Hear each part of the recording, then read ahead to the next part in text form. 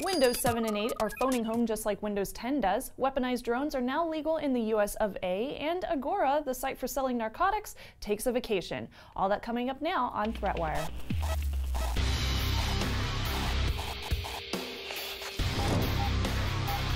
Hello world, I'm Shannon Morse and this is ThreatWire for September 2nd, 2015, your summary of the threats to our security, privacy, and internet freedom. It is time for the news, so let's get right into it.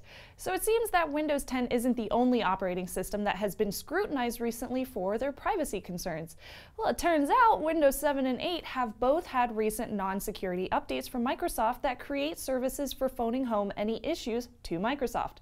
The 4 updates labeled KB 306-8708, 302-2345, 307-5249, and 308-0149 all have to do with a new service called Diagnostics and Telemetry Tracking. These increase the amount of diagnostic data that is collected and even enable third-party app devs to receive performance diagnostics about the applications they are building. Now, it all sounds fair and good, but it is useful for companies to know what kind of failure rate they may experience on certain types of hardware. So, that's cool, but the problem is that the data being sent is not completely clear, and it isn't easily controlled by the user, let alone even turned off. The diagnostic data for Microsoft is sent via HTTPS and is encrypted, so it's not an issue of transit, but what is being transmitted and how a user can control it. To remove the updates, you have to have the ability to go into your control panel, which you can, view installed updates and click remove, and choose hide update anytime Windows Update alerts you of a new one being available. In an interesting turn of events, a bill in North Dakota that was supposed to require police to get a search warrant to use a drone to look for criminal evidence has now turned non-lethal. Representative Rick Becker introduced the bill about drones titled House Bill 1328 and specifically stated banning all weapons on police drones when used for criminal activity, or searching for criminal activity. But before the bill could pass, the State House Committee allowed a lobbyist named Bruce Burkett of the North Dakota Peace Officers Association, basically, in other words, he was repping law enforcement, to change it to allow non-lethal weapons. So that includes rubber bullets, tear gas, pepper spray, sound cannons, and get this, tasers. Yes, tasers, which have been controversially a part of hundreds of deaths in the U.S. in the past decade. North Dakota police departments have been using drones for the past several years, so it's no wonder that they were against this legislation. It also turns out that there's a pretty decent economy in the drone industry in North Dakota, with advertisements displayed during sports games of all places in the state, and the local university offering a degree, get this, in drones. Now, with drones being as controversial as they are now, I'm curious how the U.S. public will see them now that ones flying over North Dakota can be weaponized with non-lethal weapons.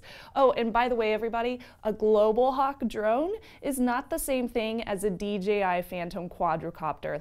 Let's just get that straight, okay? And lastly, from the dark web side of the internets, a large network used as a narcotics black market is going offline for some time to implement software updates. The marketplace named Agora has admins who've detected suspicious activity on their servers, which they think is trying to break the anonymity of Tor. That means that law enforcement agencies could potentially find their server IP address, track down admins, and also find out about the buyers and sellers. Agora's hiatus does not currently have an end date at this time.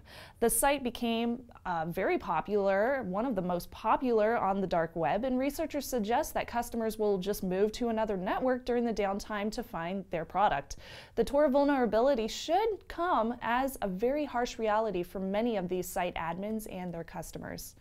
Now, we love featuring your comments, so if you have a thought on today's stories, leave me a note below. So here's a question for you. What are your thoughts on drones over the U.S. having non-lethal weapons to catch criminals? What makes it so different from Middle Eastern countries that have lethal weapons currently flying overhead? Yes, death machines, that's right. Check out our Patreon, patreon.com/threatwire, to find out how you can support the show. We are ad-free and independent, and we always will be. So this show is brought to you by everyone and made possible because you guys think it's worth it. Check out our Patreon perks as well. One of these include fur babies, which, by the way, we received our very first picture of a chinchilla, and also a couple of new photos that you guys have sent in, and these are so adorable, so thank you very much. I greatly applaud thee. I love the chinchilla. We're inching our way towards our next milestone goal in funding a second episode every week. So keep on sharing and liking and subscribing and helping us get the word out. Until then, we will be doing the show once a week as of today with a rotation of your 3 hosts, Patrick Norton, Darren Kitchen, and myself. And by the way, a big announcement, everybody! We've moved the RSS feed goal down to our next goal as well. So thank you for continuing to support us. And I really want to see this show get to 3 videos per week, and I know you guys do too, so keep on sharing it. ThreatWire.net is the place for shows and show notes, and with that, I'm Shannon Morris, and I will see you next time. I guess it will be 3 times till then, on the internet. See ya!